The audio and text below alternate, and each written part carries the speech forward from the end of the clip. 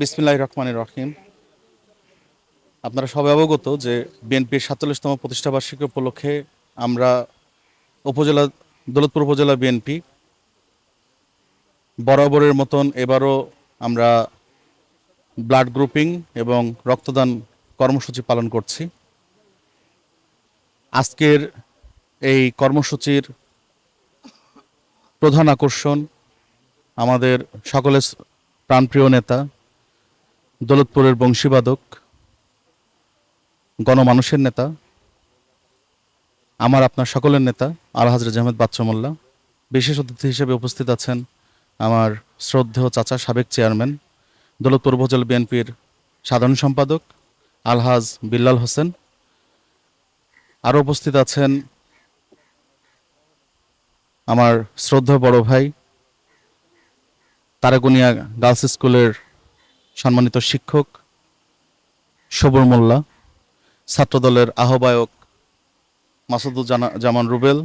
উপস্থিত আছেন আমার খুব আদরের ছোট ভাই, যার পরিশ্রমে আজকের এই রক্তদান কর্মসূচি পালন করা হচ্ছে, ব্লাড গ্রুপিং পালন করা হচ্ছে, শুভ, হৃদয় আহমেদ শুভ।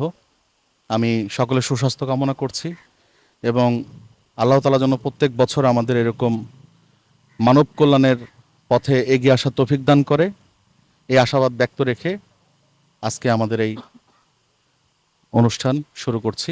ধন্যবাদ সবাইকে।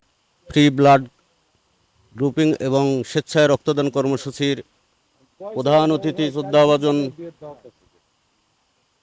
দৌলতপুর বিএনপির সভাপতি, সাবেক সংসদ সদস্য শ্রদ্ধাভাজন বড় চাচা জনাব রেজা আহমেদ বাচ্চু মোল্লা, প্রধান বক্তা দৌলতপুর থানা বিএনপির সাধারণ সম্পাদক বড় ভাই আলহাজ মোহাম্মদ বিল্লাল হোসেন, উপস্থিত আছেন আমাদের বড় ভাই হারুনুর রশিদ সহ আজকের এই তারেক জিয়ার ঘোষিত 5 বছরের বিভিন্ন মানব কল্যাণে স্বেচ্ছায় কর্মসূচির দৌলতপুরের উদ্যোক্তা আমাদের ছোট ভাই বিএনপি নেতা আসিফ রেজা শিশির। সকলকে আমার তারাগনিয়া বালিকা বিদ্যালয়ের পক্ষ থেকে রক্তিম শুভেচ্ছা অভিনন্দন।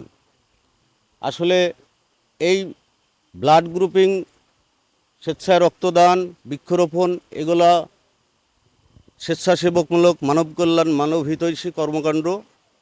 আমাদের দেশনায়ক তারেক রহমান তার নির্দেশেই এই কর্মকাণ্ডগুলো দৌলতপুর থানা বিএনপি জনাব রেজা আহমেদ বাচ্চু মোল্লার এবং সেক্রেটারি জনাব বিল্লাল হোসেনের নির্দেশনায় বাস্তবায়ন করছেন আমাদের ছোট ভাই শিশির মোল্লা। তাকে আমি ব্যক্তিগতভাবে অভিনন্দন জানাই।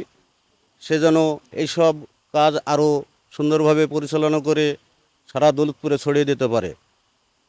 বেশি কথা বলবো না, এই কাজগুলো সুন্দরভাবে ছড়িয়ে দেওয়ার জন্য এবং ভালোভাবে সম্পন্ন করার জন্য আমাদের 14 জন বড় চাচা রেজা আহমেদ বাচ্চু মোল্লা এবং সেক্রেটারি বিল্লাল হোসেনকে সার্বিক সহযোগিতা করার অনুরোধ জানিয়ে আমি আমার কথা এখানে শেষ করছি।